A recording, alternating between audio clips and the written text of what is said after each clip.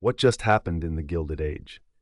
Episode 7 of Season 3 leaves us with one of the most shocking cliffhangers yet, and it has everyone asking the same question: is George Russell about to meet his end? After the chaos of Episode 6, where John Adams met a tragic and unexpected death, Episode 7 wastes no time raising the stakes even higher. George Russell, fresh off salvaging his crumbling business empire, finally seemed to have things under control. Larry's success in Morenci breathed life back into the Russell fortune, and for a moment, it looked like George could move forward without the shadow of ruin looming over him. But then, just as the dust settled, a gunshot rang out. The scene cuts before we see whether the bullet hit its target, but the danger is real. If John Adams, a minor character, could be killed off so suddenly, what's stopping the writers from pulling the trigger on one of the show's central figures? The bigger mystery: who wants George dead, and why now, at the height of his recovery? Meanwhile, the social scene is rocked by a scandal ripped from history. Ward McAllister's tell-all memoir, Society as I Have Found It, hits the shelves and promptly detonates his reputation.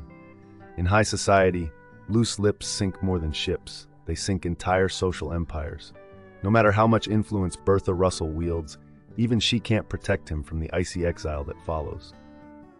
But Bertha has her own battles brewing. Her relentless ambition has driven a wedge between her and her family.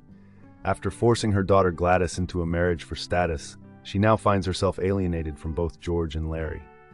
Worse still, Larry believes she may have influenced Marion's painful decision to call off their engagement, a decision Marion stubbornly clings to, despite hints of Larry's innocence. Elsewhere, Peggy Scott faces a deeply personal attack. Elizabeth Kirkland discovers Peggy's history with her late child, weaponizing the painful truth to undermine her. The prejudice runs deep. Mrs. Kirkland's disdain for Peggy's father and her thinly veiled colorism reveal just how ugly the so-called polite society can be. And then there's Oscar Van Ryn.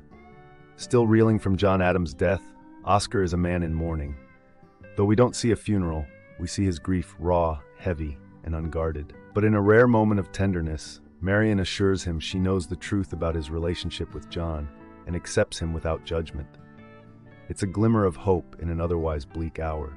By the time the credits roll, the Gilded Age has positioned itself for a finale packed with fallout. Will George Russell survive?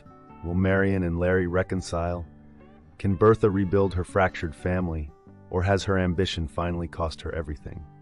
One thing is certain: when Episode 8, My Mind Is Made Up, premieres on August 10th, we'll finally learn who pulls the strings in this glittering, dangerous game of wealth and power.